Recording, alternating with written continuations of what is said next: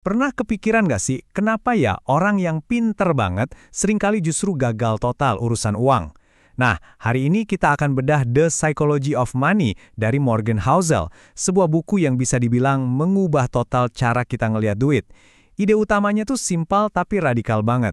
Sukses finansial itu bukan soal apa yang kamu tahu, tapi soal gimana kelakuan kamu. Kita tuh sering banget terobsesi sama hal-hal teknis, spreadsheet yang rumit, analisis pasar, formula-formula canggih. Kita mikir, itulah kunci buat jadi kaya. Tapi kata Morgan Housel, kita salah fokus.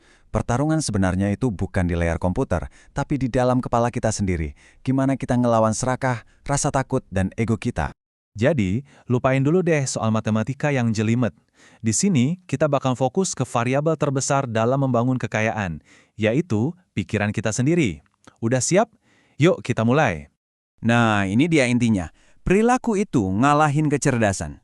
Dan dari ide ini, kita bakal langsung bongkar mitos pertama. Anggapan kalau orang pinter itu pasti selalu bikin keputusan uang yang cerdas. Kenyataannya, wah, jauh banget dari itu. Kita kan sering banget ya ngejudge keputusan finansial orang lain itu sebagai bodoh atau nggak rasional. Tapi apa benar sesederhana itu? Coba deh kita lihat lebih dalam lagi. Anda pasti pernah kan ngelihat teman atau saudara bikin keputusan finansial yang rasanya gila banget, terus kita mikir, ini orang otaknya di mana sih? Nah, pertanyaan ini tuh kunci banget, dan jawabannya menurut Housel bakal bikin kita kaget, karena ternyata penuh empati. Ini dia konsepnya, tidak ada yang gila.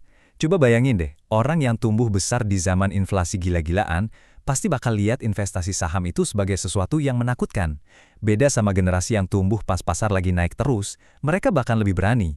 Keputusan mereka itu sebenarnya logis banget kok menurut kacamata pengalaman hidup mereka.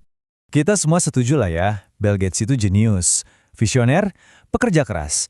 Tapi, Housel ngingetin kita, ada satu faktor lagi yang sering banget kita lupain, yaitu keberuntungan. Dan ini bagian yang gila. Gates itu sekolah di salah satu dari sedikit banget SMA di seluruh dunia yang punya komputer di tahun 1968.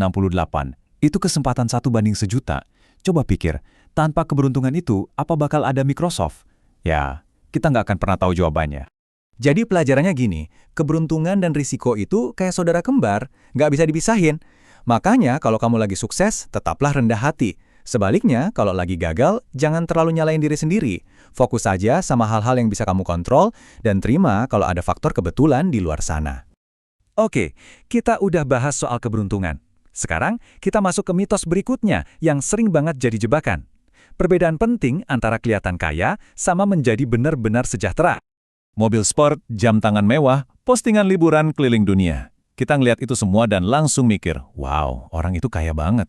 Tapi Housel ngasih peringatan, itu bukan kekayaan, itu cuma pengeluaran mereka yang kebetulan kelihatan.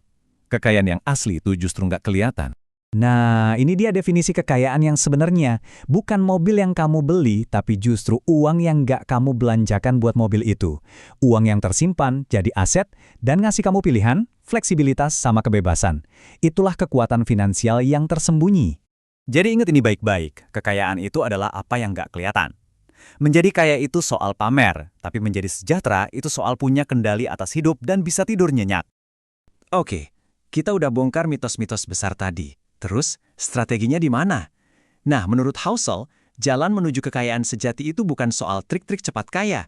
Justru sebaliknya, jalannya itu sangat-sangat membosankan. Coba dilihat grafik ini. Gila kan? Kita semua tahu Warren Buffett itu investor jenius. Tapi rahasia terbesarnya bukan cuma itu. Rahasia terbesarnya adalah waktu. Hampir 99% kekayaannya itu didapat setelah ulang tahunnya yang ke-50. Itulah keajaiban dari bunga majemuk yang dibiarin kerja puluhan tahun tanpa diganggu. Dari sini muncullah nasihat Housel yang kedengarannya paling aneh. Menabunglah tanpa tujuan yang spesifik. Bukan buat beli mobil baru, bukan buat DP rumah, tapi untuk membeli kebebasan. Tabungan ini adalah dana darurat super, bantalan kamu saat hidup lagi nggak karuan. Inilah uang yang ngasih kamu pilihan buat nggak panik dan tetap pegang kendali. Jadi setelah kita ngerti soal perilaku, ngerti definisi kekayaan yang sebenarnya, dan menghargai waktu, apa sih tujuan akhirnya? Apa imbal hasil terbesar yang bisa kita beli dengan uang? Tabel ini ngerangkum semuanya dengan sempurna. Kita diajak geser dari pola pikir yang umum, ngejar imbal hasil paling tinggi, nabung buat beli barang, dan ngukur pinter atau enggaknya dari angka, ke pola pikir Housel, yaitu mencari ketenangan pikiran, nabung untuk kebebasan, dan mendefinisikan kecerdasan sebagai kesabaran dan kemampuan mengontrol ego. Dan inilah puncaknya. Inilah dividen paling mahal yang bisa dibeli pakai uang. Bukan mobil, bukan rumah, tapi kemampuan untuk bisa melakukan apapun yang kamu mau, kapanpun kamu mau. Kendali penuh atas aset kita yang paling berharga, waktu. Itulah yang namanya otonomi. Pada akhirnya, semuanya balik lagi ke pertanyaan ini. Nggak ada jawaban yang benar atau salah, tapi jawaban jujur kamu bakal nentuin seluruh arah perjalanan keuanganmu. Jadi, apa yang kamu kejar? Keuntungan maksimal? Atau bisa tidur nyenyak di malam hari? Coba pikirkan baik-baik. Terima kasih sudah menyimak.